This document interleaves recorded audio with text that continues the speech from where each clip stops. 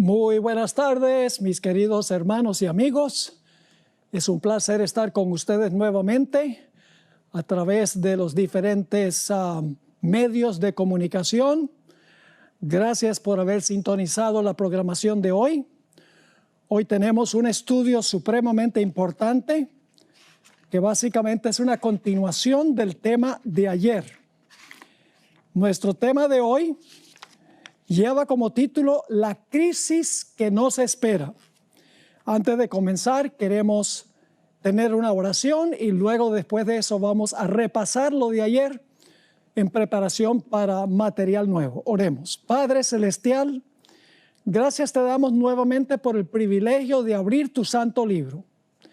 Abre mentes y corazones también por medio de tu Espíritu Santo. Quita cualquier obstáculo del corazón que pueda impedir que aceptemos tu mensaje. Gracias te damos por escuchar esta oración. Te lo imploramos en el nombre precioso de Cristo nuestro Salvador. Amén. Bien, vamos a repasar brevemente lo que estudiamos en el tema de ayer. Primero estudiamos 6 principios importantes que nos guían en nuestro estudio en el tema de hoy y el tema de ayer. En primer lugar, el estudio de Mateo 24 es supremamente importante.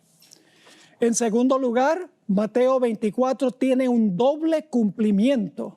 Se cumplen los eventos que llevan a la destrucción de Jerusalén y luego en los eventos que llevan a la destrucción final del mundo. En tercer lugar, hay que comparar los 3 evangelios que tienen este sermón de Jesús: Mateo, Marcos y Lucas, porque algunos evangelios tienen detalles que no tienen otros.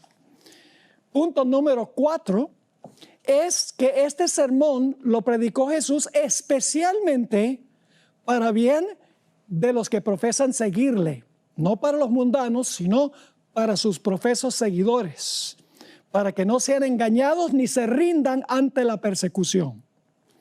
En quinto lugar, los eventos de Mateo 24 están en orden cronológico. Es decir, empieza en el versículo 5 y los eventos ocurren exactamente en el orden en que van a ocurrir al final de la historia. Y finalmente, el principio número 6 es que el conflicto de los siglos, el libro de Ellen White, el conflicto de los siglos, sigue el mismo orden que Mateo el capítulo 24. Luego voy a repasar los puntos básicos que estudiamos ayer. Vimos que va a haber guerras, rumores de guerras, nación contra nación, reino contra reino, pestilencias, hambres, terremotos y alborotos. Todas estas cosas tienen un propósito. Son causados por Satanás, porque él finalmente lo que quiere hacer es echarle la culpa a los fieles de Dios. Y eso lo encontramos en Mateo 24 y el versículo 9.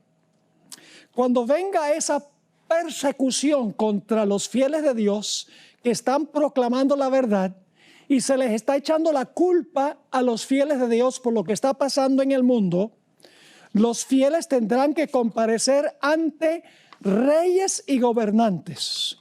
Nos dimos cuenta también que durante ese tiempo los peores enemigos del pueblo de Dios serán amigos, familiares y parientes, créanlo o no.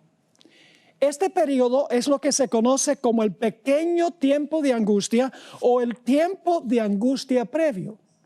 Vimos que cuando venga este conflicto, cuando venga esta persecución, muchos que parecen ser fieles van a apostatar de la fe, van a tropezar, va a haber un zarandeo entre el pueblo de Dios. Se van a levantar también falsos líderes religiosos. Se llaman falsos profetas, falsos pastores, que le van a decir a la gente que los que están causando los males en la sociedad son aquellos que son fieles a Dios. Nos dimos cuenta que también va a multiplicarse la maldad, la transgresión de la ley entre los que profesan ser pueblo de Dios, los que tienen apariencia de piedad. Y nos dimos cuenta, sin embargo, que a pesar de la mundanalidad, a pesar de la persecución, a pesar de las falsas enseñanzas, va a haber un grupo que va a perseverar hasta el fin, y ese grupo será salvo. Y luego terminamos ayer en Mateo 24:14, donde habla de la proclamación del evangelio a todo el mundo, y entonces vendrá el fin. Y esto está hablando del mensaje del primer ángel que va a toda nación, tribu, lengua y pueblo, llevando el evangelio. Y luego, después de eso, se ve a Cristo viniendo en una nube en Apocalipsis, el capítulo 14 y el versículo 15. Así que vamos ahora a entrar en terreno nuevo, en terreno especial que vamos a estudiar el día de hoy. Vamos a Mateo, el capítulo 24 y el versículo 15 y 16. Todo lo que hemos dicho ocurre mientras que la puerta de la oportunidad está abierta. Es decir, la puerta de la gracia no se ha cerrado todavía en todos los eventos que yo he repasado el día de hoy y que trazamos el día de ayer. Pero ahora llegamos a la gran prueba final. Se conoce como la abominación asoladora. Vamos a leer Mateo 24, 15 y 16. Por tanto, cuando veáis, dice Jesús, en el lugar santo, la abominación asoladora, de la cual habló el profeta Daniel, el que lee entienda, entonces los que estén en Judea huyan. Es decir, cuando vean la abominación desoladora o asoladora, es el tiempo de huir.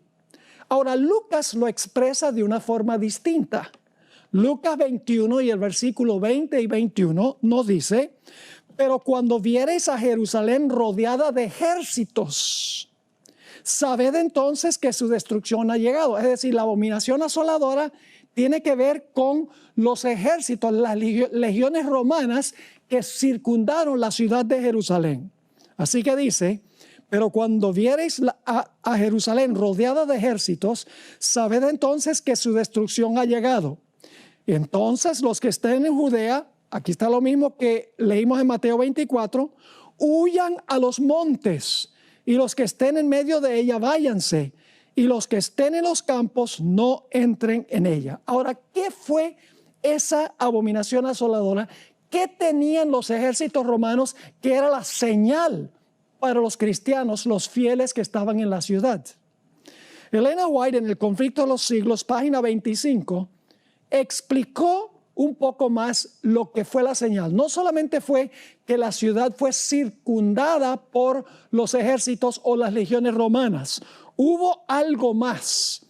Dice en El conflicto de los siglos, página 25, tan pronto como los estandartes idólatras, no solo son los ejércitos, los estandartes idólatras del ejército romano fuesen clavados en el suelo sagrado, que se extendía varios estadios más allá de los muros, los creyentes en Cristo debían huir a un lugar seguro.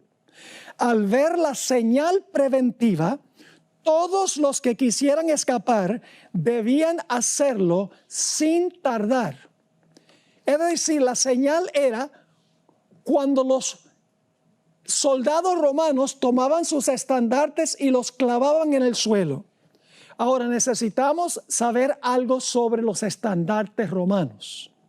Los estandartes de los romanos tenían un águila con las alas extendidas, con la cara del águila mirando hacia la derecha.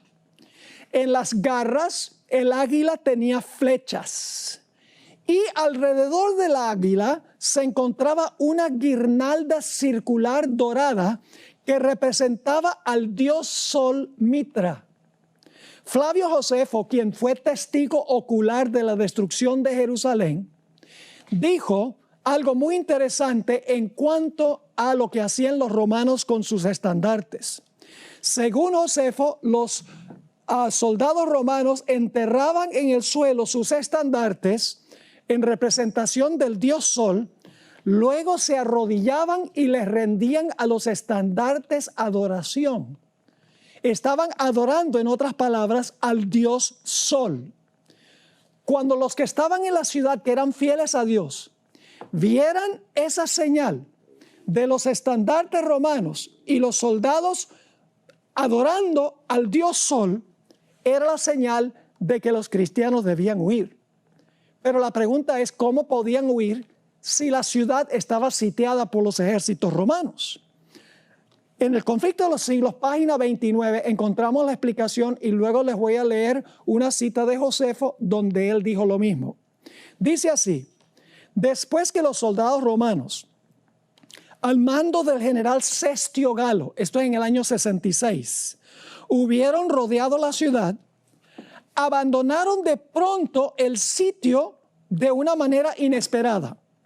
Y eso cuando todo parecía favorecer un asalto inmediato. Perdida ya la esperanza de poder resistir el ataque, los sitiados estaban a punto de rendirse, es decir, los que estaban en la ciudad estaban a punto de rendirse. Cuando el general romano retiró sus fuerzas sin motivo aparente para ello. Es decir, Cestio Galo con las legiones romanas se fue, cuando todo parecía que la ciudad iba a caer.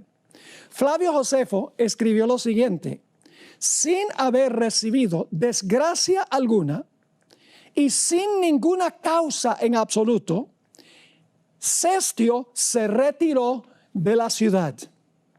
Cuando Cestio se retiró, los judíos infieles que estaban en la ciudad dijeron: los profetas nuestros tenían razón.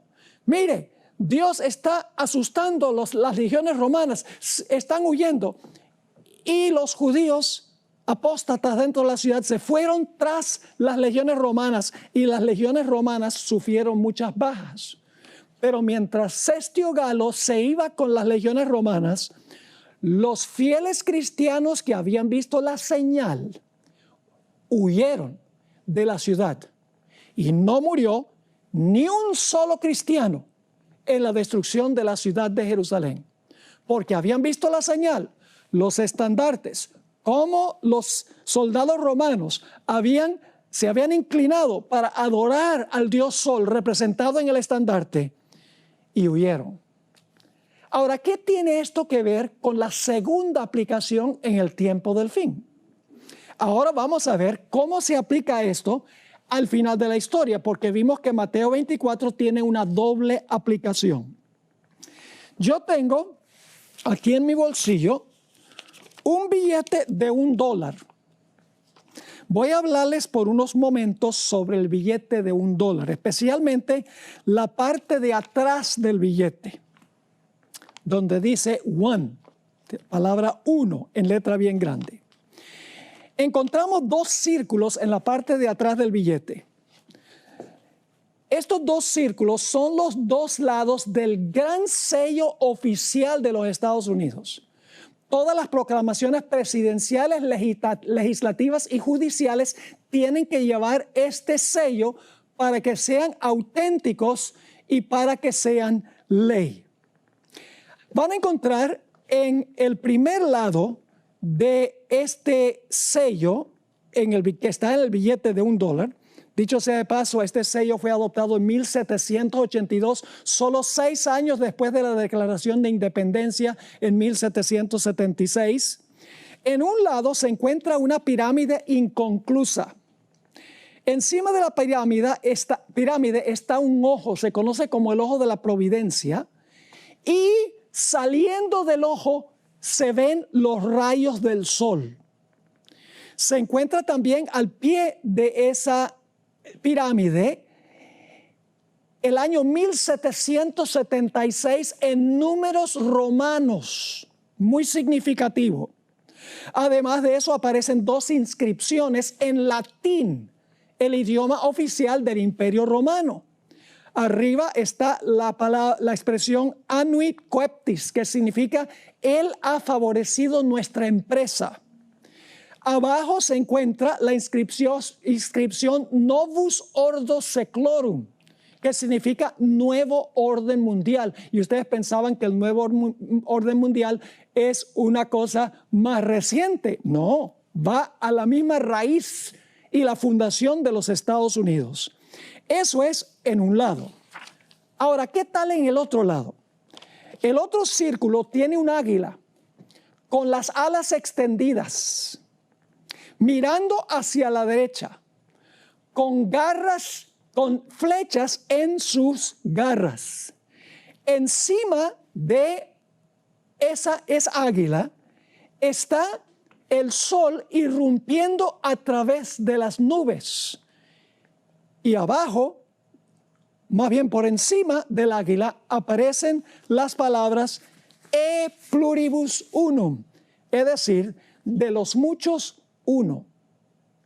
Mis queridos hermanos y amigos, los historiadores documentan que los Estados Unidos obtuvo su sello oficial directamente del Imperio Romano, lo que estaba en el estandarte de los romanos.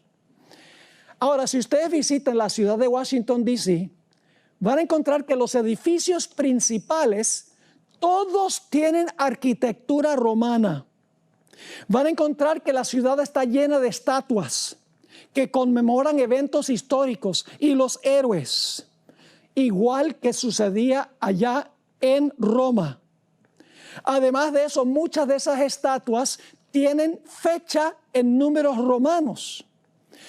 A principios de los Estados Unidos, los ejércitos no se llamaban ejércitos, se llamaban legiones.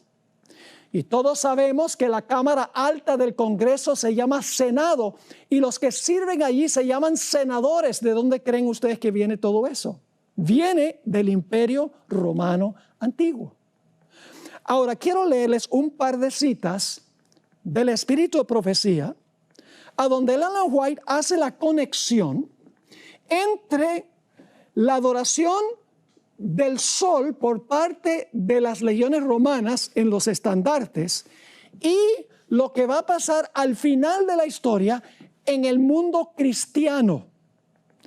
Leo primero de Testimonios para la Iglesia, tomo 5, página 426 y 427. Dice así, noten la comparación. Por el decreto que imponga la institución del papado en violación a la ley de Dios, esa es una ley dominical, nuestra nación, dice ella, hablando de los Estados Unidos, se desvinculará completamente de la justicia. Cuando el protestantismo extienda la mano a través del abismo para asir la mano del poder romano, es decir, del papado, cuando se incline por encima del abismo para darse la mano con el espiritismo, cuando bajo la influencia de esta triple unión, nuestro país, está hablando de los Estados Unidos, repudie todo principio de su constitución como gobierno protestante y republicano y haga provisión para la propagación de las mentiras y seducciones papales, entonces sabremos que ha llegado el tiempo en que se verá la asombrosa obra de Satanás y que el fin está cerca. Ahora fíjense la conclusión de la cita.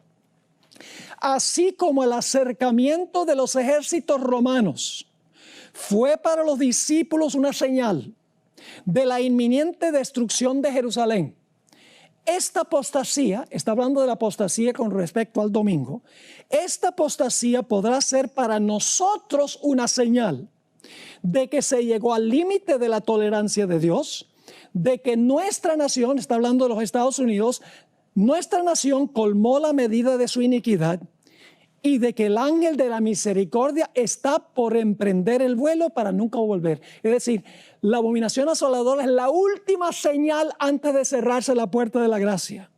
Sigue diciendo, los hijos de Dios se verán entonces sumidos en aquellas escenas de aflicción y angustia de Jacob. En otra cita en el mismo libro, tomo 5 de los Testimonios, página 439, Ellen White escribió, no es ahora tiempo para que el pueblo de Dios fije sus afectos o se haga tesoros en el mundo. No está lejano el tiempo en que, como los primeros discípulos, seremos obligados a buscar refugio en lugares desolados y solitarios. Y ahora fíjense la comparación. Así como el sitio de Jerusalén por los ejércitos romanos fue la señal para que huyesen los cristianos de Judea, Asimismo, la asunción de poder por parte de nuestra nación, es decir, los Estados Unidos, con el decreto que imponga el día de descanso papal, será para nosotros una amonestación. Y luego viene la huida. Entonces será tiempo de abandonar las grandes ciudades y prepararnos para abandonar las menores en busca de hogares retraídos en lugares apartados entre las montañas. Todavía no se ha levantado en los Estados Unidos esta señal, pero la pandemia ha llevado a ministros protestantes y a sacerdotes católicos a abogar por una ley dominical para darle un descanso al medio ambiente y resolver el problema del cambio climático, para darle descanso a la familia, a los pobres y a los trabajadores. Tengo montones de artículos escritos en revistas y también escritos en libros donde están abogando por un día de descanso para bien del medio ambiente, la familia, los pobres y los trabajadores. Inclusive, el Papa Francisco ha abogado en favor de una ley dominical también por estas causas. Un ministro protestante, les doy un ejemplo, predicó un sermón titulado ¿Por qué Dios nos quitó el domingo? Porque aquí las iglesias no se pueden reunir por el asunto de la pandemia. Es decir, este pastor dice, Dios nos quitó el domingo, el derecho de ir a la iglesia el domingo, porque nosotros no hemos estado guardando el domingo como debe ser. Pero mis queridos amigos, la Biblia nos dice que las cosas van a ir de mal en peor. Eso lo estudiamos ayer. Y cuando ya el mundo se vea en un callejón sin salida, se va a establecer una ley dominical, porque se va a decir, estos desastres están viniendo porque no hemos guardado el santo día de reposo, el domingo, que no es santo, ni debe ser día de reposo. Es el primer día de la semana, un día de trabajo según la Biblia. Ahora, déjeme explicar. Hay miles de personas en todas las iglesias que aman al Señor y les sirven de todo corazón, que desconocen lo que yo estoy presentando acá. A nosotros nos incumbe saber esto, aun cuando nosotros digamos, no puede ser, esto no puede ser, si pertenecen a una iglesia a donde se observa el domingo. Yo sencillamente les digo lo que dijo Jesús a sus discípulos, se los he dicho antes, para que cuando venga, crean. Ahora, en la Biblia, la idolatría se identifica como la abominación. Noten, por ejemplo, Deuteronomio 7, 25 y 26. Deuteronomio 7, 25 y 26. Aquí Dios está hablando al pueblo de Israel. Las esculturas de sus dioses, es decir, de los paganos, quemarás en el fuego. No codiciarás plata ni oro de ellas para tomarlo para ti, para que no tropieces en ello. Pues es abominación a Jehová tu Dios. Los ídolos de los paganos eran abominación. Y no traerás cosa abominable a tu casa, para que no seas anatema. Del todo la aborrecerás y la abominarás, porque es anatema. Ahora escuchen bien.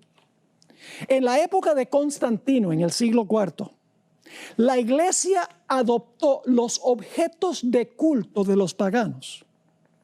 Los paganos paganizaron a la iglesia, más bien que la iglesia cristianizara a los paganos. Entre ellos, entre los objetos que la iglesia adoptó de los paganos, está una estatua del dios Júpiter. Se encuentra hoy en la Basílica de San Pedro. La gente pasa por allí, yo creo que ahora no, porque ya se le está acabando el dedo gordo de un pie de tantos besos que le han dado, pero la gente venera esa estatua de Júpiter y dicen, ya no es de Júpiter, es del apóstol San Pedro. Ahora escuchen lo que voy a decir. La iglesia también adoptó el día domingo, el día del sol, como el día de descanso. No hay diferencia entre venerar los objetos de los paganos y venerar el día de los paganos. Por esto repetidas veces Elena White se refirió a la observancia del día del sol como idolatría o como una abominación. Ahora, alguien podría decir, pastor, no es lo mismo adorar al sol que adorar en el día del sol. Bueno, déjeme formularle algunas preguntas. Yo pregunto, ¿por qué hizo Dios el sol? Yo pregunto, ¿el sol es un objeto de culto? No, el sol es un objeto secular. Ahora, ¿qué pasa si nosotros convertimos al sol en un objeto de culto? ¿Eso se llama qué?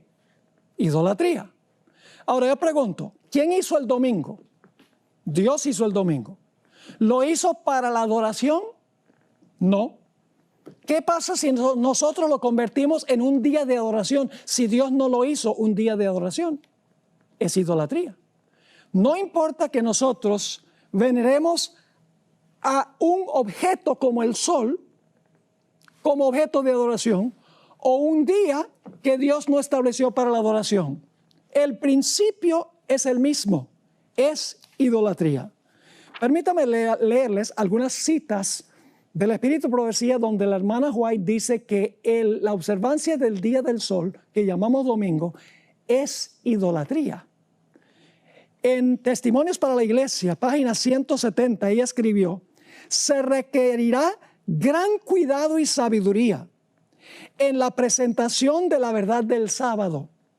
Se necesitará una gran medida de la gracia y el poder de Dios para derribar el ídolo que se ha erigido en forma de un falso sábado.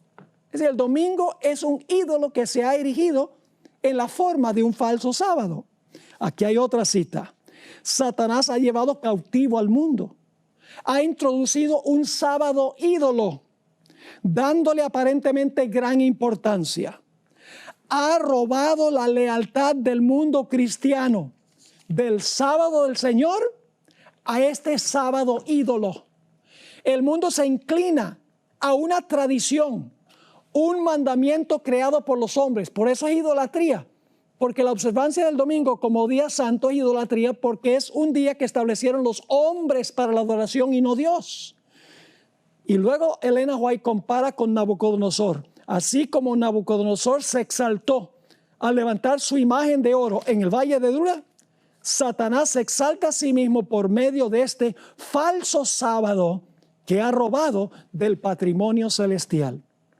Y luego compara nuevamente la observancia del domingo con la ofrenda de Caín.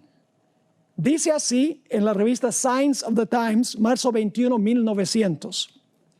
Al igual que Caín, los hombres de hoy están violando un claro así dice Jehová. Dios ha santificado y bendecido el séptimo día. Requiere que todos lo santifiquen como memorial de la creación. Sin embargo, el archiengañador ha inspirado a los hombres para que levanten un día de reposo rival que Dios considera igual que la ofrenda de Caín. Así como Caín, aquellos que adoran este ídolo se ofenden porque el pueblo escogido de Dios prefiere guardar el día que Dios ha especificado en su ley, más bien que un día de reposo de creación humana. Procuran obligar a sus semejantes a adorar este ídolo. Fíjense, esta vez llama el domingo el ídolo, porque los seres humanos han creado este día como un día de adoración. Por eso es un ídolo. No importa que es un día o un objeto, igual, idolatría. Y luego habla otra vez de Nabucodonosor. Así hizo Nabucodonosor cuando colocó su imagen de oro en el valle de Dura. Y en su soberbia y exaltación propia, procuró obligar a todos que se inclinaran ante ella. Así como Caín echó a un lado el santo mandamiento de Dios y ofreció un sacrificio de su propia elección, los hombres han echado a un lado el santo sábado y han exaltado un día que ellos han creado. Y así como Caín se llenó de amargura contra Abel, ellos se llenan de amargura contra aquellos que por su observancia del sábado hacen ver mal la adoración de un día que carece de un mandato divino. Aquí hay otra, la Review and Herald, diciembre 20, 1898. Escribió Elena White: Pero este día, tan universalmente exaltado, hablando del domingo, es un sábado espurio, un día común de trabajo. Sí, porque Dios dijo 6 días trabajarás y el séptimo es el día de reposo. Sigue escribiendo, se acepta en lugar del día que Dios bendijo y santificó. Pero el seguro resultado de este curso de acción se deja ver en el castigo que recayó sobre Nadab y Abiú, los hijos de Aarón. Para los que desconocen esta historia, Dios le había dicho a los sacerdotes que cuando ofrecieran fuego con el incienso, sacaran el fuego del altar del sacrificio, porque ese fuego era santo, Dios lo había llovido sobre el altar. Pero Nadab y Abiú, bajo la influencia del vino, estaban un poco entumecidos mentalmente, llevaron otro fuego extraño. Y la Biblia nos dice que salió la gloria de Jehová del santuario y destruyó a Nadab y Abiú, los hijos de Aarón. Porque le ofrecieron a Dios algo secular como si fuera santo. ¿Cómo se siente Dios cuando el mundo cristiano le ofrece a Dios un día secular como el domingo, el primer día de trabajo, y se lo ofrece a Dios como si fuera santo? Encontramos otra cita en la Carta 90, 1897. El mundo protestante ha levantado un sábado ídolo y lo ha colocado en el lugar a donde debe estar el sábado de Dios. Y así están andando en los pasos del papado. Otra cita en el libro La fe por la cual vivo. La observancia del domingo no es aún la marca de la bestia. Y no lo será hasta que se emita el decreto que obligue a los seres humanos a adorar este sábado ídolo. Ahora, déjeme leer una última cita. Voy a pasar por alto la siguiente cita y voy a leer la última cita que se encuentra en un documento que se llama Manuscript Releases, tomo 19, página 244. Entre los cristianos profesos hay idólatras, hombres y mujeres que no llevan el sello de Dios. Muchos han subvertido a la fe cristiana, convirtiéndola en idolatría, porque le dan a una institución de creación humana la gloria y el honor que Dios requiere para su día de sábado, y obligando a otros a adorar este ídolo. Dios visitará a los tales con juicios retributivos que derramará sin mezcla de misericordia sobre los inconversos que aborrecen la ley de Dios. Mis hermanos y hermanas, Dios ha dado una señal de que Él es el verdadero Dios, el Dios que nos santifica. Ezequiel el capítulo 20 y el versículo 12 y el versículo 20 nos dice cuál es la señal de Dios, de que Él es el verdadero Dios. Dice en el versículo 12, aquí está hablando Dios, les di también mis sábados para que fuesen por señal entre mí y ellos, para que supiesen que yo soy Jehová que los santifico. Y el versículo 20, y santificad mis sábados, no el sábado de los judíos. Dios dice, santificad mis sábados y sean otra vez por señal entre mí y vosotros, para que sepáis que yo soy Jehová, vuestro Dios. Ahora escuchen bien. Si la marca o la señal del verdadero Dios es el sábado, el séptimo día, entonces la marca o la señal de la bestia tiene que ser otro día rival. Tiene que ser otro día de la semana creado por los hombres como día de adoración. Ahora, permítame mencionar algo que no lo digo con la intención de ofender a nadie. Indudablemente hay personas que son católicas y protestantes que están observando esta presentación. No estoy criticándole a usted personalmente. Estamos hablando de posiciones que tienen iglesias y los líderes religiosos en esas iglesias. ¿De dónde vino la observancia del domingo? ¿Y por qué los protestantes guardan el domingo? Vamos a ver lo que dice la Iglesia Católica en cuanto al domingo. La Iglesia Católica dice, nosotros cambiamos el día. Inclusive dice, no hay autoridad bíblica para hacerlo, pero la Iglesia lo hizo. Voy a leerles algunas citas ahora de autores católicos. Noten la primera cita. Estos son líderes de la Iglesia Católica. Fue por la autoridad de Jesucristo que la Iglesia Católica transfirió este reposo al domingo para conmemorar la resurrección de nuestro Señor. Ahora escuchen bien. De modo que cuando los protestantes guardan el domingo, aun cuando no quieran admitirlo, le están rindiendo homenaje a la autoridad de la Iglesia Católica. Es decir, los protestantes no guardan el domingo porque la Biblia dice guarda el domingo. Lo están guardando porque la Iglesia romana introdujo el domingo. Por más de 1000 años la Iglesia guardó el domingo. Los protestantes no pudieron zafarse de la observancia del domingo. Aquí está otra cita. Una palabra en cuanto al domingo.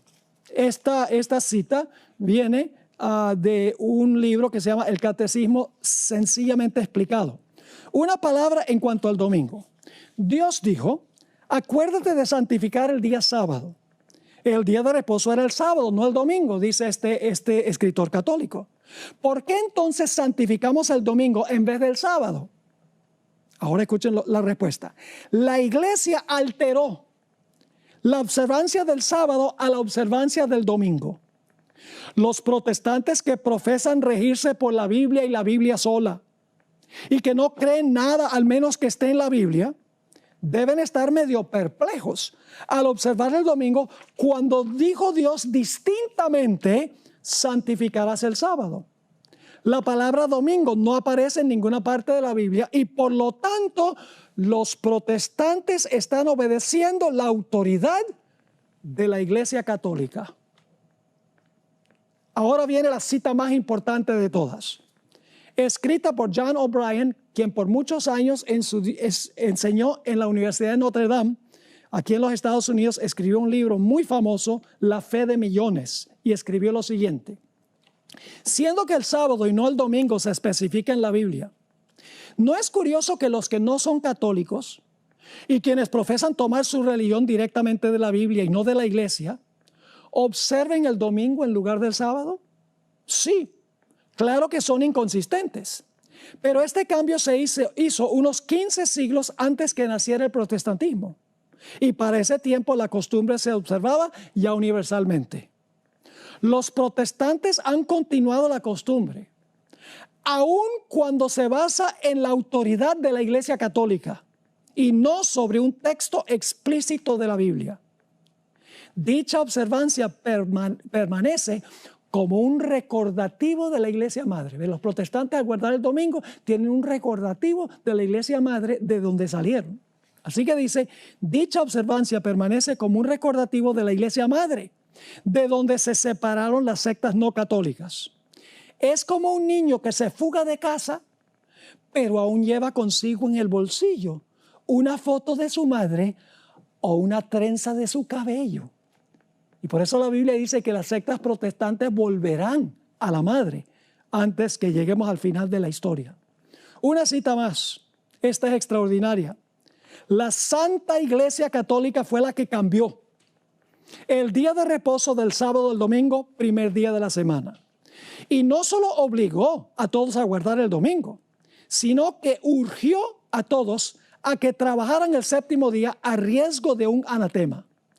Los protestantes profesan reverenciar la Biblia, más sin embargo, por su acto solemne de guardar el domingo, reconocen el poder de la Iglesia Católica. La Biblia dice, acuérdate del sábado para santificarlo.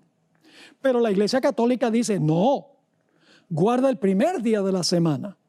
Y he aquí, todo el mundo civilizado se inclina en obediente reverencia al mandato de la Santa Iglesia Católica. Citas muy dicientes. Ahora, el sábado y el domingo son dos días opuestos. El sábado es el séptimo y el domingo es el primero. Una gran separación entre los dos. Dicho sea de paso, saben ustedes que generalmente la falsificación de algo viene después de lo genuino, en tiempo. Y ustedes dicen, ¿qué tiene eso que ver con lo que estamos hablando? Les explico. ¿Cuál fue el día que estableció Dios originalmente antes del pecado como día de reposo? En Génesis el capítulo 2 dice que Dios santificó y bendijo el sábado. Yo pregunto, ¿creen ustedes que más adelante en la historia Satanás va a implementar un día rival a ese? ¿Cómo no? Y fíjense que la falsificación viene generalmente en el tiempo después de lo genuino. Les doy un ejemplo.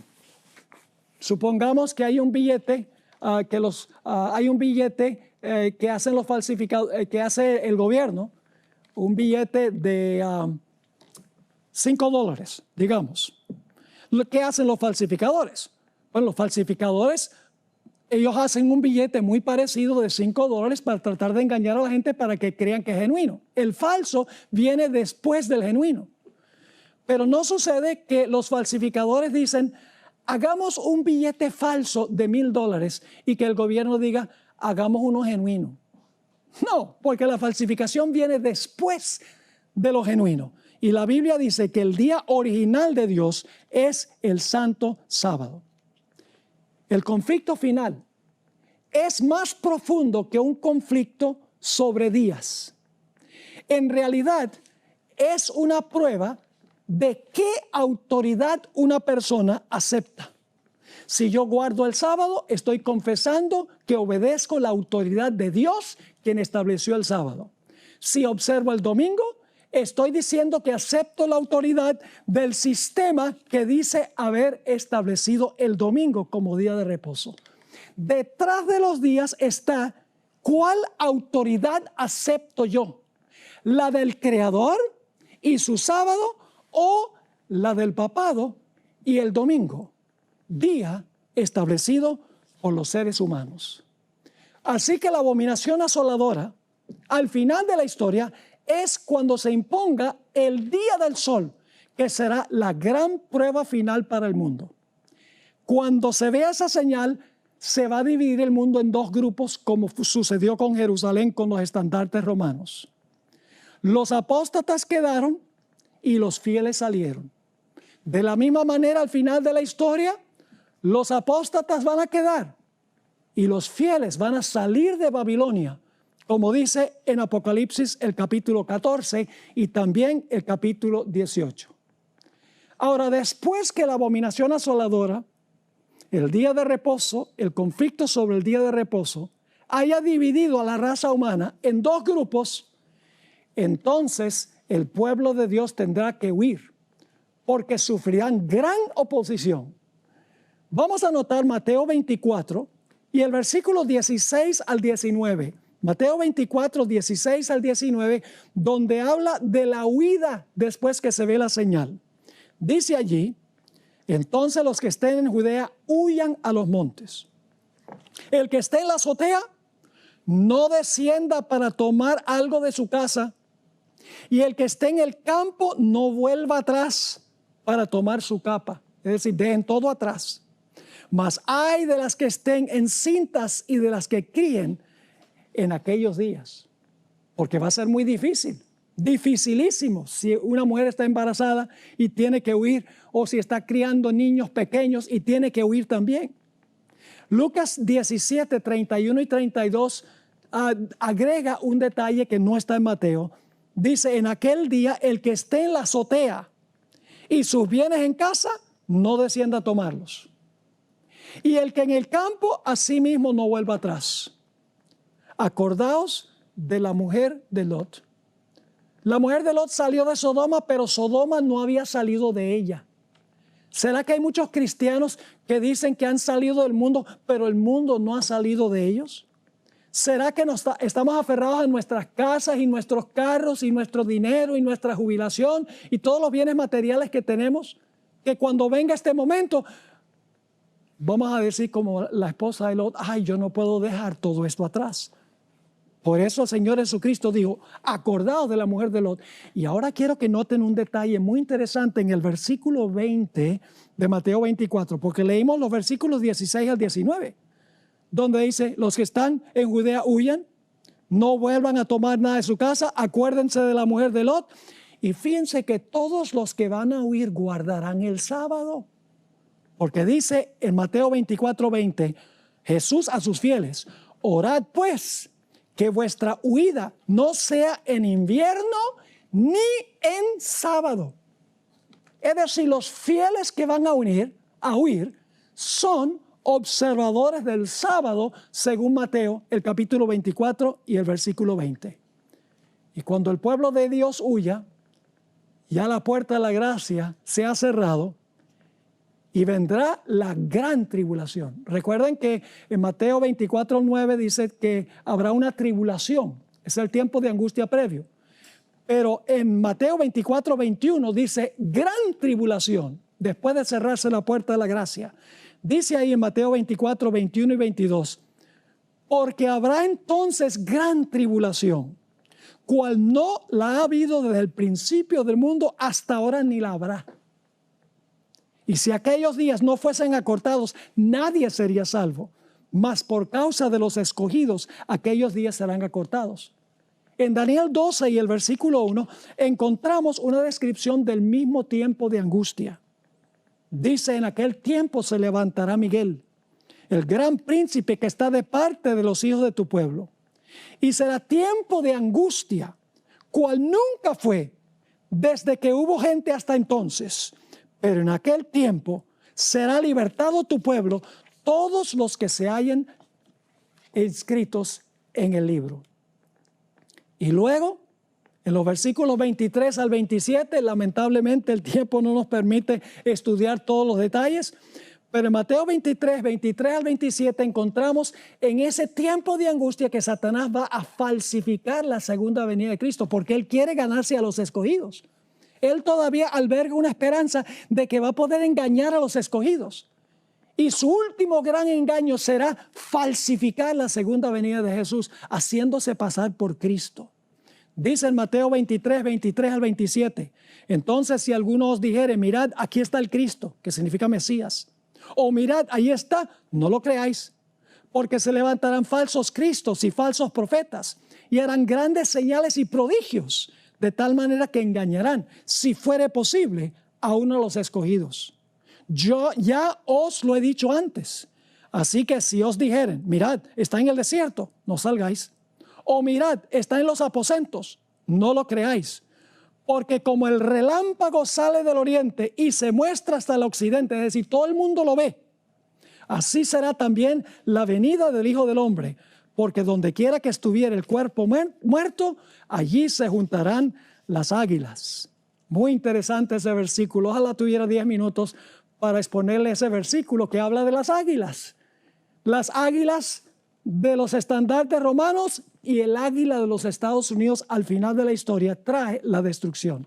Elena White describió de una forma espectacular esta falsificación de la segunda venida. Y voy a leer rápido. Conflicto de los siglos, página 608 y 609. El acto capital que coronará el gran drama del engaño será que el mismo Satanás se hará pasar por el Cristo. Hace mucho que la iglesia profesa esperar el advenimiento del Salvador como consumación de sus esperanzas.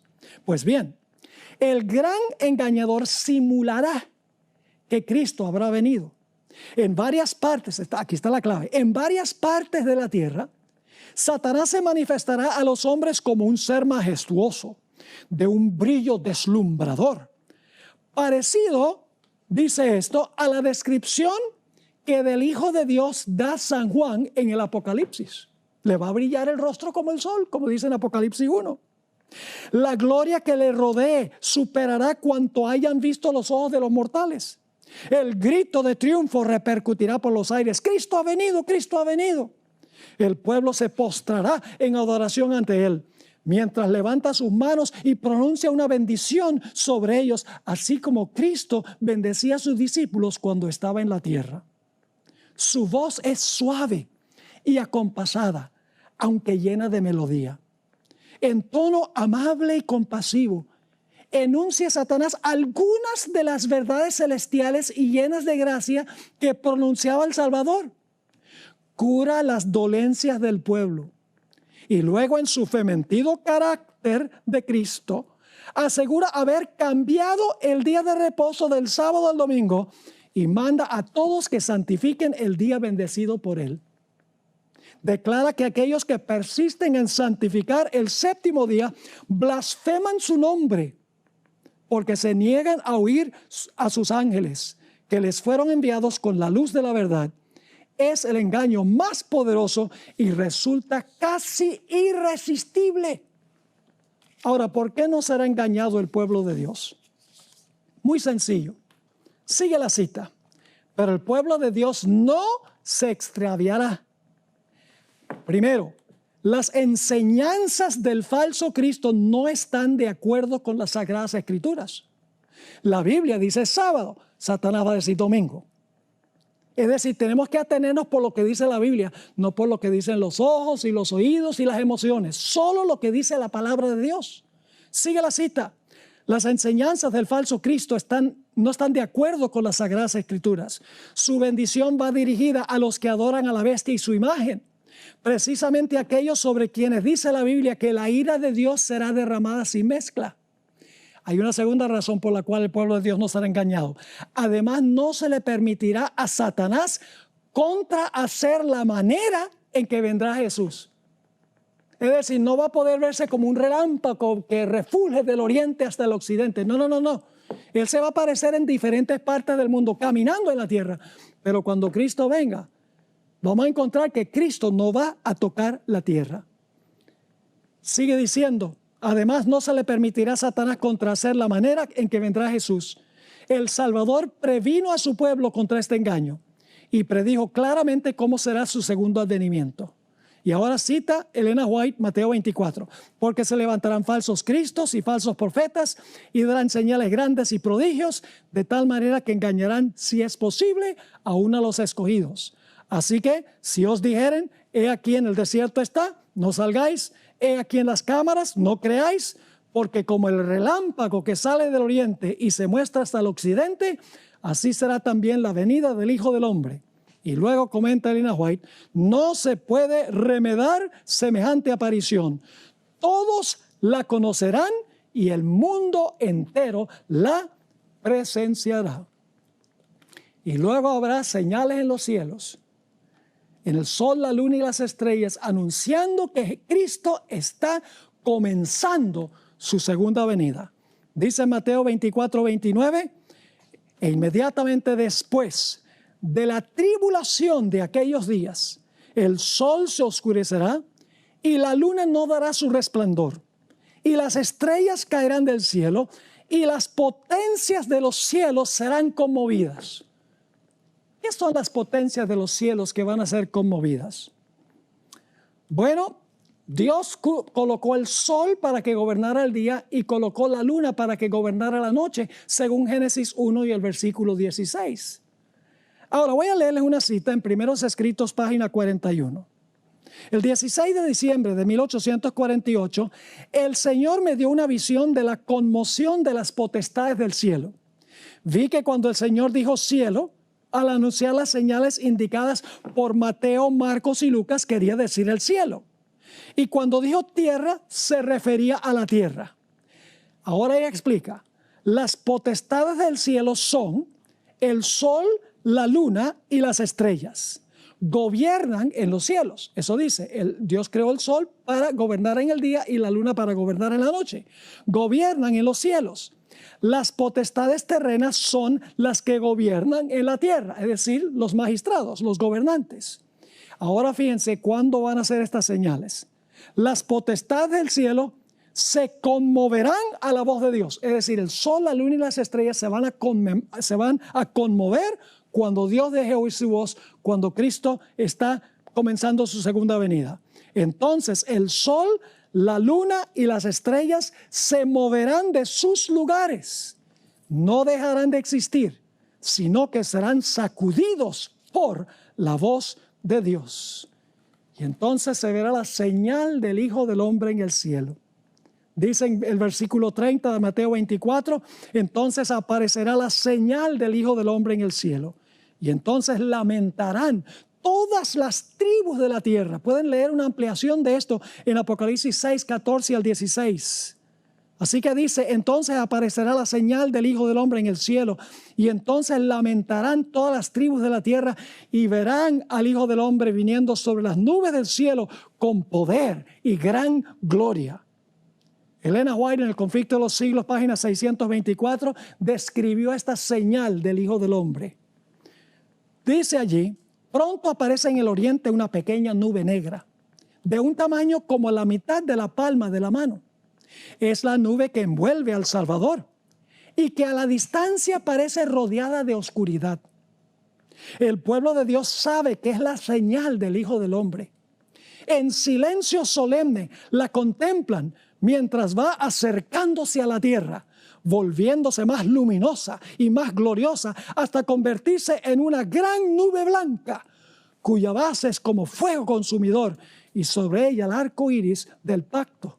Jesús marcha al frente como un gran conquistador. Así que empieza una nubecilla pequeña en el cielo, en el oriente, que se va acercando y se torna una nube blanca, que en realidad son los ángeles que acompañan a Jesús. Y luego Jesús va a mandar a los ángeles para que recojan a los fieles. Para, en primer lugar, la resurrección de los justos, para unirse con los santos que están vivos, para luego entonces ser arrebatados en las nubes al cielo. Dice en Mateo 24:31, y enviará a sus ángeles. Noten que Jesús no llega a la tierra a buscar a sus escogidos. No. Él va a estar en el cielo, dice, enviará a sus ángeles con gran voz de trompeta y juntarán a sus escogidos de los cuatro vientos, es decir, de los cuatro ángulos de la tierra, de todo el globo, desde un extremo del cielo hasta el otro. Primera de Tesalonicenses 4:15 al 17 describe este momento glorioso, el clímax de Mateo 24. Dice allí, por lo cual os decimos esto en palabra del Señor, que nosotros que vivimos, que habremos quedado hasta la venida del Señor, no precederemos a los que durmieron. Porque el Señor mismo con voz de mando, con voz de arcángel y con trompeta de Dios descenderá del cielo. Y los muertos en Cristo resucitarán primero.